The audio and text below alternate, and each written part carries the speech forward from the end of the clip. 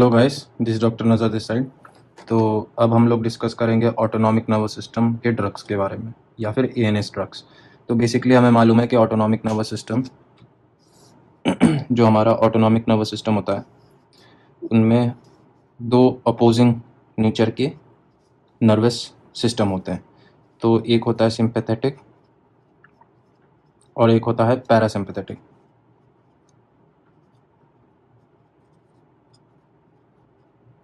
ठीक।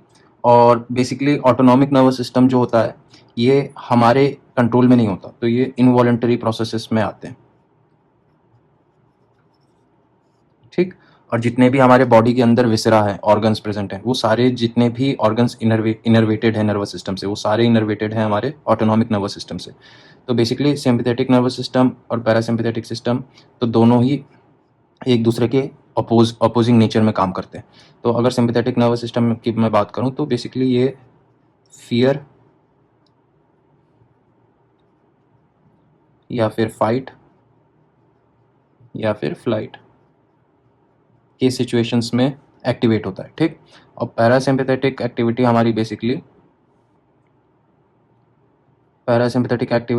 हमारी resting state में एक्टिवेटेड रहती है। ठीक। इन दोनों के जो नेचर है, तो जब हम लोग नॉर्मली रेस्टिंग स्टेट में रहते हैं तो रेस्टिंग स्टेट में 50% सिंपैथेटिक एक्टिविटी रहती है और 50% पैरासिम्पैथेटिक एक्टिविटी रहती है। इसका ये मतलब हुआ कि अगर एक इंडिविजुअल नॉर्मली बैठ के पढ़ाई कर रहा है या बेड पे लेटा हुआ है, ठीक, या सो रहा है या मूवी देख रहा है, तो उसके जो ऑटोनॉमिक नर्वस सिस्टम होगा सिंपैथेटिक और पैरासिम्पैथेटिक दोनों को अपोज करके कैंसिल आउट करेगा, क्योंकि इक्वली डिस्ट्रीब्यूटेड रहता है, उस वक्त इक्वली फंक्शन कर रहे होते हैं। 50% सिंपैथेटिक एक्टिवेटेड रहता है और 50% पैरासिम्पैथेटिक एक्टिवेटेड रहता है। और अगर मान लो मूवी देखते देखते लाइट चली गई, ठीक, और आपके घर की विंडो टूट गई और चोर अंदर आ गया, ठीक, तो आपका सिंपैथेटिक सिस्टम अलर्ट हो जाएगा, ज़्यादा एक्टिवेट हो जाएगा। ठीक है। तो सिंपैथेटिक सिस्टम एक्टिवेट हो जाएगा, फिर वो आपके ऊपर, आपको डिसीजन लेना है कि आपको चोर से लड़ाई करनी है या घर से भागना है। आपको डर लगेगा, लाइट नहीं है, तो सिंपैथेटिक सिस्टम एक्टिवेट हो जाएगा उस केस में। लेकिन अगर आप मूवी देख रहे हो और फिर मूवी देखने के बाद आपने खाना खा लिया, तो खाना खाने के बाद जाहिर बात है आपका पैरासिम्पैथेटिक एक्टिविटी ज़्यादा ही एक्टिवेट हो जाएगा, क्योंकि डाइजेशन का प्रोसेस एक्टिवेट हो जाएगा। और डाइजेशन का प्रोसेस एक रेस्टिंग स्टेट में ही एक्टिवेट होता है, तो इसीलिए पैरासिम्पैथेटिक एक्टिविटी में आता है। तो बेसिकली हमारे बॉडी को ये कैसे पता लगता है कि सिंपैथेटिक एक्टिविटी कब एक्टिवेट करनी है और पैरासिम्पैथेटिक एक्टिविटी कब एक्टिवेट करनी है। ठीक। तो बेसिकली हमारे ब्रेन को कैसे पता लगता है कि कौन सी सिचुएशन कब ऑन ऑफ करनी है। ठीक। तो हम लोग एक बार देख लेते हैं। तो बेसिकली जो ऑटोनॉमिक नर्वस सिस्टम है वो रेगुलेटेड और ऑपरेटेड, इसका मतलब ऑटोनॉमिक नर्वस सिस्टम को जो चलाता है और रेगुलेट करता है वो सेंटर है हमारा हाइपोथैलेमस। ठीक। और हाइपोथैलेमस के यहाँ पे नीचे हमें मालूम है पिट्यूटरी ग्लैंड है। ठीक। तो इस हाइपोथैलेमस को मान लो अगर मैं मैग्नीफाई करके बनाऊं तो हाइपोथैलेमस के दो स्ट्रक्चर्स यहाँ पे प्रेजेंट होंगे।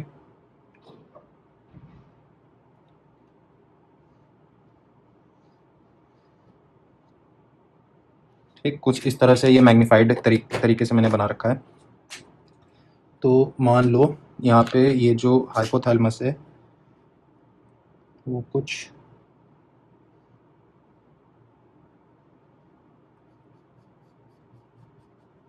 इस तरह से इसके पार्ट्स डिवाइडेड है।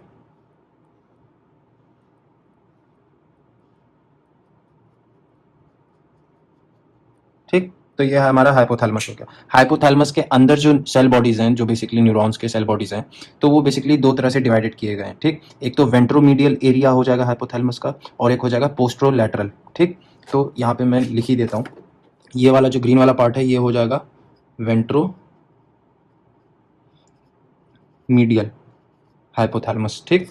और ये जो रेड वाला पार्ट है इसको पोस्ट्रो लैटरल बोलते हैं। ठीक। हाइपोथैलेमस।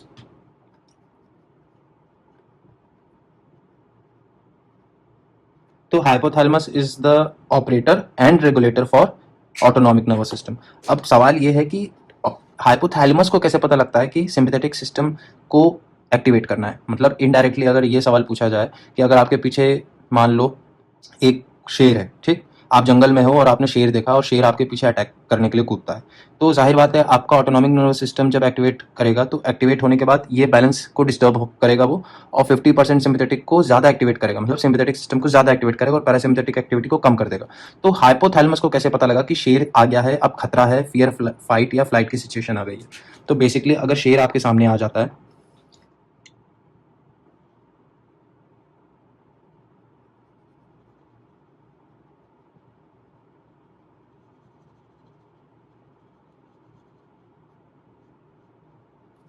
तो हमारे ब्रेन में एक एरिया है,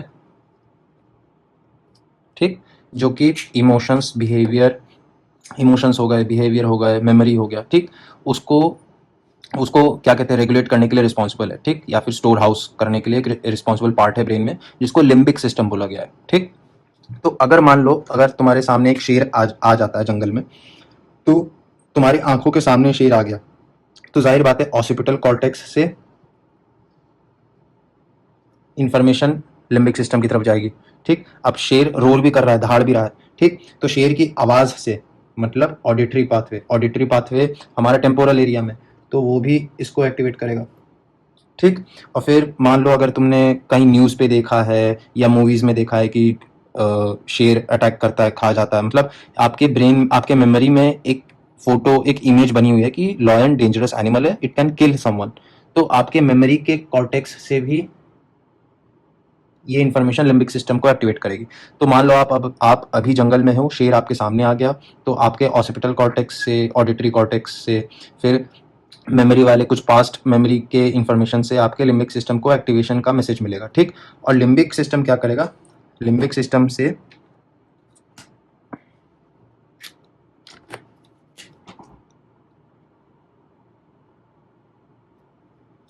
तो लिम्बिक सिस्टम इसको एक्टिवेट करेगा,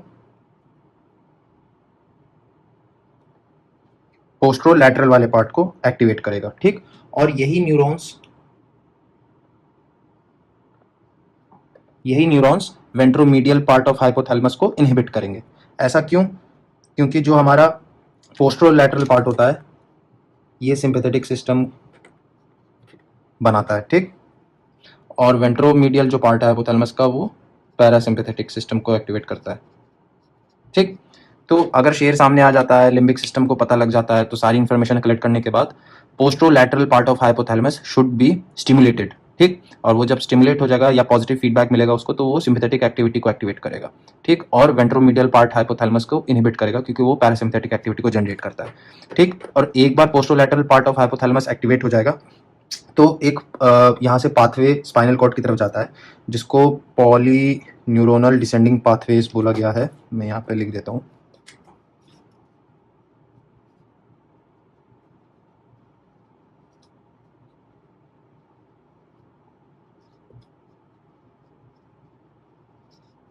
ठीक। तो पॉली न्यूरोनल जो डिसेंडिंग पाथवेज हैं उनके थ्रू इंफॉर्मेशन स्पाइनल कॉर्ड में जाएगी, ठीक। तो पोस्ट्रोलैटरल पार्ट से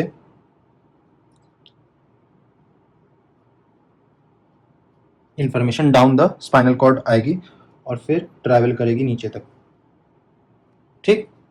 ये डिसेंडिंग पाथवे है एक तरह का, जिससे इंपल्स नीचे आएगा। अब यहाँ पर ये जो पाथवे है, यहाँ से हमारे न्यूरॉन्स निकल रहे हैं, नर्व्स निकल रही हैं, ठीक। और फिर इन नर्व्स से आगे दूसरे नर्व्स बाहर आ रहे हैं, ठीक। तो बेसिकली इस तरह से हमारे स्पाइनल कॉर्ड से जो नर्व्स बाहर आ रही हैं वो विसरा या फिर ऑर्गन्स, जितने भी ऑर्गन सिस्टम से उन सबको इनर्वेट कर रही है वो, ठीक। तो बेसिकली जब भी सिंपैथेटिक, अभी हम लोग सिर्फ सिंपैथेटिक सिस्टम की बात कर रहे हैं, जब भी सिंपैथेटिक सिस्टम एक्टिवेट होगा तो उसके लिए पोस्ट्रोलैटरल पार्ट ऑफ हाइपोथैलेमस को एक्टिवेट करना होगा, स्टिमुलेट करना होगा, और वो काम कौन करता है? लिम्बिक सिस्टम करता है, ठीक। तो लिम्बिक सिस्टम क्या करता है कि पोस्ट्रोलैटरल पार्ट जो है उसको एक्टिवेट कर देगा, ठीक। और फिर उसके बाद पॉलीन्यूरोनल डिसेंडिंग पाथवेज के थ्रू नीचे जाके स्पाइनल कॉर्ड के जितने भी नर्व्स हैं सबको एक्टिवेट कर देगा। और सिंपैथेटिक एक्टिविटी एक डिफ्यूज एक्टिविटी होती है, ठीक। ऐसा नहीं है कि आपके पहले 2 नर्व्स एक्टिवेट हो गए बाकी एक्टिवेट नहीं हुए। क्यों? क्योंकि एक बार इम्पल्स नीचे आ गया तो वो डिफ्यूजली सारे नर्व्स को एक्टिवेट कर देगा, इम्पल्स सबको एक्टिवेट करेगा, और सबको एक्टिवेट करेगा एक मास डिस्चार्ज की तरह, एक सारे नर्व्स एक बार में एक्टिवेट होंगे, ठीक। और पूरे पूरे बॉडी में जितने भी नर्वस सिस्टम के न्यूरॉन्स हैं और इनर्वेशन से ऑर्गन्स के, उनको एक्टिवेट कर देगा। अब मैं यहाँ पे आपको थोड़ा सा डिटेल में बताता हूँ, उसके लिए मुझे ये वाला पार्ट अब हटाना होगा। बेसिकली जो स्पाइनल कॉर्ड होती है वो ट्रैवल करती है वर्टिब्रास के बीच में, ठीक। तो हमारे पास सर्वाइकल वर्टिब्रा है, थोरैसिक वर्टिब्रा है, लंबर वर्टिब्रा और सैक्रल वर्टिब्रा। जो सिंपैथेटिक नर्व्स, जो सिंपैथेटिक सिस्टम के नर्व्स हैं, ठीक, तो वो सिर्फ थोरैसिक और लंबर पार्ट से ही ओरिजिन कर रहे हैं, मतलब बाहर आ रहे हैं। मतलब T1 से T12 हो गए, थोरैसिक 12, ठीक, 12 वर्टिब्रे हो गए, तो उनके बीच में से हमारे सिंपैथेटिक नर्व फाइबर्स आ रही हैं। फिर उसके बाद L2 से L1 L2 L3, कभी कभी L3 तक, मतलब L2 तक, L1 L2 तक हमारे लंबार पार्ट में भी, लंबार वर्टिब्रे के बीच में से भी सिंपैथेटिक नर्व फाइबर्स निकलते हैं। तो इसलिए सिंपैथेटिक सिस्टम को क्या बोलते हैं, थोरैको लंबर आउटफ्लो भी बोलते हैं कभी कभी, ठीक। अब हम लोग इसको डिटेल में देखते हैं। तो यहाँ पे मैंने अब मार्क कर दिए हैं कुछ लेवल्स। सर्वाइकल लेवल हो गया, ये सर्वाइकल स्पाइनल कॉर्ड हो गया, थोरैसिक स्पाइनल कॉर्ड हो गया, लंबार और सैक्रल, ठीक। तो बेसिकली सिंपैथेटिक सिस्टम जो होता है वो हमें मालूम है थोरैको लंबार आउटफ्लो होता है। यहाँ पे लिख लेते हैं, जो सिंपैथेटिक सिस्टम होता है वो थोरैको लंबार आउटफ्लो, मतलब सिंपैथेटिक सिस्टम के जो नर्व फाइबर स्पाइनल कॉर्ड से बाहर आ रही हैं वो थोरैसिक और लंबार वर्टिब्रा के बीच में से ही ओरिजिनेट होकर निकलती हैं, ठीक। तो यहाँ पे अगर मैं एक स्पाइनल कॉर्ड का सेक्शन बनाऊँ, ठीक, मैंने एक क्रॉस सेक्शन ले लिया स्पाइनल कॉर्ड का, ट्रांसफर सेक्शन, और फिर मैं उसको ऊपर से देखूंगा। तो अगर मैं ऊपर से देखूंगा तो ये मेरा स्पाइनल कॉर्ड का जो हम लोग पढ़ते हैं, ये रहा बटरफ्लाई शेप, ठीक। ये एंटीरियर फिशर, पोस्टीरियर फिशर, ठीक। ये हो गए डॉर्सल हॉर्न्स, ये एंटीरियर हॉर्न्स, ठीक। तो यहाँ पे हमारे बीच में यहाँ पे इंटरमीडिएट हॉर्न या फिर लैटरल हॉर्न भी होता है। तो ये जो पॉलीन्यूरोनल डिसेंडिंग पाथवेज था, तो ये ना नीचे आते हैं लैटरल हॉर्न में टर्मिनेट होते हैं, ठीक। और एक बार ये लैटरल हॉर्न में टर्मिनेट होने के बाद ठीक है, लैटरल हॉर्न से टर्मिनेट होके ये फिर बाहर आ जाते हैं, ठीक है, इस तरह से। तो आगे जाके फिर ये गैंग्लियन में रुकते हैं, और गैंग्लियन से फिर एक दूसरा नर्व फाइबर स्टार्ट होता है, ठीक है। तो बेसिकली ये समझना इंपॉर्टेंट है कि ये जो पॉलीन्यूरोनल डिसेंडिंग पाथवेज थे, ये टर्मिनेट हुए हमारे लैटरल हॉर्न में या फिर इंटरमीडिएट हॉर्न में। फिर वहाँ से दूसरे फाइबर्स एग्जिट करते हैं इंपल्स को कैरी करते हुए, और स्पाइनल कॉर्ड से जब बाहर आ जाते हैं तो गैंग्लियन होते हैं।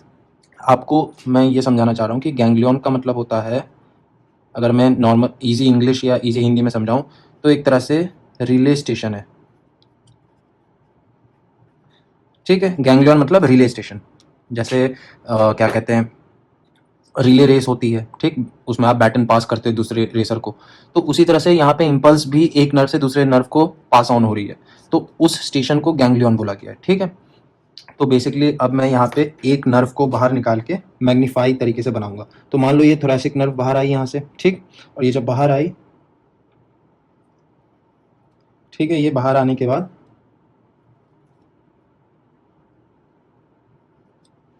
गैंग्लियन में रुकेगी,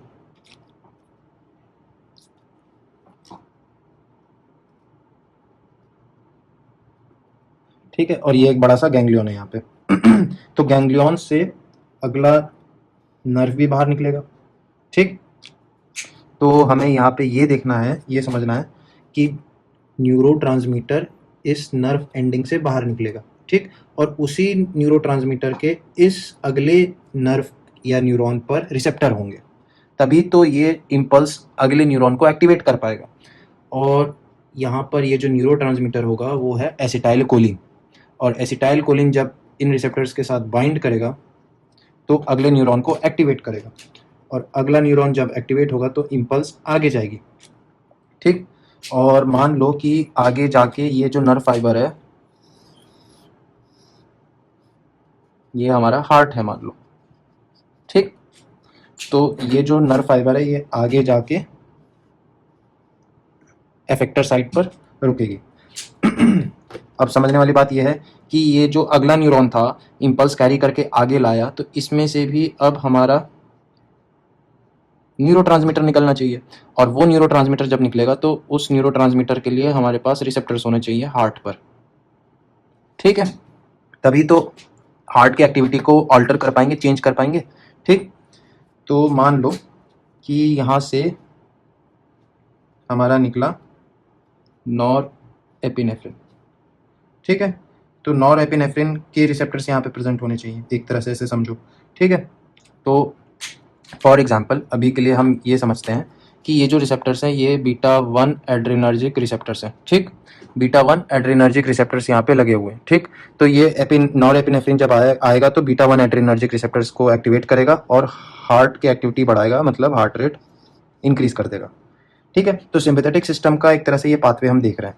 सिंपैथेटिक सिस्टम का एक और लॉजिक ये होता है कि हमारे पास ग्लैंड है एक, जिसको हम लोग एड्रिनल ग्लैंड बोलते हैं। ठीक, एड्रिनल ग्लैंड है ये, और ये हमारा जनरल सर्कुलेशन है। ठीक, तो जो थोरैकोलंबर से हमारे पास सिंपैथेटिक नर्व फाइबर्स आ रहे हैं, तो उनमें बहुत सारे ऐसे नर्व फाइबर्स होते हैं जो एड्रिनल ग्लैंड के पास जाते हैं। ठीक है, और एड्रिनल ग्लैंड में हमारे पास बहुत सारे न्यूरॉन्स के सेल बॉडीज होती हैं। तो बेसिकली एड्रिनल ग्लैंड का जो मेडुला होता है वो बना ही हमारे क्या कहते हैं सिंपैथेटिक नर्व्स न्यूरॉन्स के सेल बॉडीज से है। ठीक, एम्ब्रियोलॉजिकली। तो जब भी न्यूरॉन के जो सेल बॉडीज यहाँ पे कलेक्टेड है मेडुला में, वो एक्टिवेट होंगे तो वो क्या सिक्रीट करेंगे ब्लड में, सीधा जनरल सर्कुलेशन में वो सिक्रीट करेंगे एपिनेफ्रिन। ठीक, और यही एपिनेफ्रिन फिर सर्कुलेशन से जाके अलग अलग ऑर्गन्स पे भी काम कर सकता है। तो हमने दो बेसिक चीज़ें देखी। सिंपैथेटिक सिस्टम का जो नर्व वाला पाथवे है, न्यूरोनल सर्किट है जो, वो इस तरह से काम करता है कि गैंग्लियन पे रिले स्टेशन है, ये गैंग्लियन जिसको बोलते हैं, यहाँ पे एक न्यूरोट्रांसमीटर लगेगा। ठीक, और फिर यहाँ पे आगे जाके न्यूरोनल इफेक्टर साइट पर भी एक न्यूरोट्रांसमीटर लगेगा। ठीक, और सिंपैथेटिक आउटफ्लो से कभी कभी क्या हमेशा एक ये होता है, एक तो नर्व का एक मास डिफ्यूजन इंपल्स होता है, ठीक, ओवरऑल बॉडी में, और एड्रिनल ग्लैंड भी उसी चक्कर में एक्टिवेट हो जाता है। जब एड्रिनल ग्लैंड एक्टिवेट होता है, एड्रिनल मेडुला एक्टिवेट हो जाता है, तो एपिनेफ्रिन रिलीज होता है। एपिनेफ्रिन क्या करेगा, एक जनरल सर्कुलेशन में एपिनेफ्रिन का पूल क्रिएट करेगा, और एपिनेफ्रिन क्या करेगा, अलग अलग जाके साइट्स पर काम करेगा। ठीक है, तो एक तो टेक अवे होम ये था हमारा कि जो गैंग्लियन में ट्रांसमिशन हो रहा है, जो रिले स्टेशन है, जो न्यूरोट्रांसमीटर सिंपैथेटिक सिस्टम का है, गैंग्लियन में न्यूरोट्रांसमीटर यूज होता है एसिटाइलकोलिन, और जो न्यूरोनल और क्या कहते हैं इफेक्टर साइट पर न्यूरोट्रांसमीटर रिलीज हो रहा है वो है नॉरएपिनेफ्रिन। हम सिर्फ अभी सिंपैथेटिक सिस्टम की बात कर रहे हैं। ठीक, एक तो ये चीज़ समझ में आ गई। और एक और चीज़ देखने वाली बात यह है कि सिंपैथेटिक नर्वस सिस्टम के गैंग्लियन के पहले वाला फाइबर को हम लोग बोलते हैं प्री गैंग्लियोनिक नर्व फाइबर, और गैंग्लियन के अगले आगे निकलने वाला फाइबर जो होता है उसको बोलते हैं पोस्ट गैंग्लियोनिक नर्व फाइबर। तो सिंपैथेटिक सिस्टम की खास बात यह है कि गैंग्लियन से पहले वाला जो नर्व फाइबर है, जो प्री गैंग्लियोनिक नर्व फाइबर है, सिंपैथेटिक सिस्टम का शॉर्ट होता है, और सिंपैथेटिक सिस्टम का post ganglionic nerve fibre long होता है। मतलब जो गैंग्लियन होता है वो स्पाइनल कॉर्ड के पास ही होता है, वर्टिब्रा जो है, वर्टिब्रा के पैरावर्टिब्रल गैंग्लियंस होते हैं। ठीक, एक चेन होती है, तो वो पास ही में लोकेटेड है। लेकिन जो पोस्ट गैंग्लियोनिक नर्व फाइबर है वो बहुत लॉन्ग होती है, वही सारा रास्ता ट्रैवल करती है और अपने ऑर्गन या टारगेट टिश्यू पर काम करती है जाके। और एड्रिनल मेडुला एक्टिवेट हो जाता है, तो एड्रिनल मेडुला एपिनेफ्रिन सीधे जनरल सर्कुलेशन में सिक्रीट कर देगा, और ब्लड के थ्रू हर जगह हर ऑर्गन के पास एपिनेफ्रिन पहुंच जाएगा। ठीक, तो बेसिकली जो मैं आपको बताने की कोशिश कर रहा था, अगर मान लो ये हमारे गैंग्लियंस हैं, ठीक, तो ये जो नर्व्स निकली हैं सिंपैथेटिक पार्ट से, ये गैंग्लियंस में रुकेंगे, और फिर गैंग्लियन से आगे नर्व फाइबर्स निकलेंगे। ठीक, तो ये वाले जो नर्व फाइबर्स हैं ये लंबे होंगे और टारगेट टिश्यू पर जाके रुकेंगे। टारगेट टिश्यू मतलब जहाँ पे इनके रिसेप्टर्स होंगे। ठीक, तो यहाँ पे अब हमें दो चीज़ें देखनी है। तो गैंग्लियोनिक ट्रांसमिशन जो होता है तो उसमें न्यूरोट्रांसमीटर यूज होगा एसिटाइलकोलिन, रूल नंबर 1 ये याद रखना है। ठीक, पहली चीज़। और टारगेट एंड पर न्यूरोट्रांसमीटर नॉर एपिनेफ्रिन या फिर एपिनेफ्रिन न्यूरोट्रांसमीटर होगा। ठीक है, तो यहाँ पे मैं ये लिख देता हूँ अब बना के कि पोस्ट गैंग्लियोनिक जो नर्व फाइबर है वो लॉन्ग होते हैं, ठीक। सिंपैथेटिक सिस्टम के post ganglionic nerve fibre long होते हैं, और जो प्री गैंग्लियोनिक नर्व फाइबर्स हैं सिंपैथेटिक सिस्टम के, वो होंगे शॉर्ट, ठीक। और ये हमारा है गैंग्लियन रिले स्टेशन, ठीक। एक तो ये चीज़ समझ में आ गई। अब एक यहाँ पे एक ट्रिक है कि जितने भी न्यूरॉन्स या नर्व्स हमारे स्पाइनल कॉर्ड से निकलते हैं, उनके सारे ही गैंग्लियोनिक ट्रांसमिशन में जो न्यूरो ट्रांसमीटर यूज होता है वो एसिटाइल कोलिन होता है। अब चाहे वो पैरासिम्पैथेटिक नर्व निकला हो चाहे सिंपैथेटिक नर्व निकला हो, ठीक, क्योंकि parasympathetic basically cranio sacral outflow होता है, उसको अलग से हम देखेंगे। अभी के लिए इतना समझो कि एक तो सिंपैथेटिक सिस्टम है थोरैको लंबर आउटफ्लो, और एक है पैरासिम्पैथेटिक सिस्टम जो कि क्रेनियो सेक्रल आउटफ्लो, ठीक। तो चाहे कोई भी nerve spinal autonomic nervous system का कोई भी नर्व स्पाइनल कॉर्ड से निकल के गैंग्लियन में रुकता है जब, तो गैंग्लियोनिक ट्रांसमिशन के लिए जो न्यूरो ट्रांसमीटर यूज होगा वो हमेशा एसिटाइलकोलिन होगा, चाहे पैरासिम्पैथेटिक हो चाहे सिंपैथेटिक हो। जो एंड में न्यूरो ट्रांसमीटर यूज हो रहा है जो टिश्यू टारगेट पे, जहाँ पे नर्व एफेक्टर साइट, तो जो नर्व एफेक्टर साइट होगी, जो नर्व और एफेक्टर या नर्व ऑर्गन के बीच में जो सिनेप्टिक क्लेफ्ट होगा, वहाँ पे जो न्यूरोट्रांसमीटर रिलीज होगा वो अलग होता है। सिंपैथेटिक सिस्टम के लिए नॉरएपिनेफ्रिन या एपिनेफ्रिन होगा, और पैरासिम्पैथेटिक अगर होगा तो एसिटाइलकोलिन, एफेक्टर साइट पे भी एसिटाइलकोलिन रिलीज होगा। तो ठीक, न्यूरोट्रांसमीटर गैंग्लियोनिक ट्रांसमिशन के लिए वेदर इट्स पैरासिम्पैथेटिक या फिर थोरैकोलम्बर सिंपैथेटिक सिस्टम, दोनों ही सिस्टम्स के लिए एसिटाइलकोलिन है। लेकिन एंड एफेक्टर साइट पर जो न्यूरोट्रांसमिशन के लिए न्यूरोट्रांसमीटर रिलीज हो रहा है वो अलग है बस, ठीक।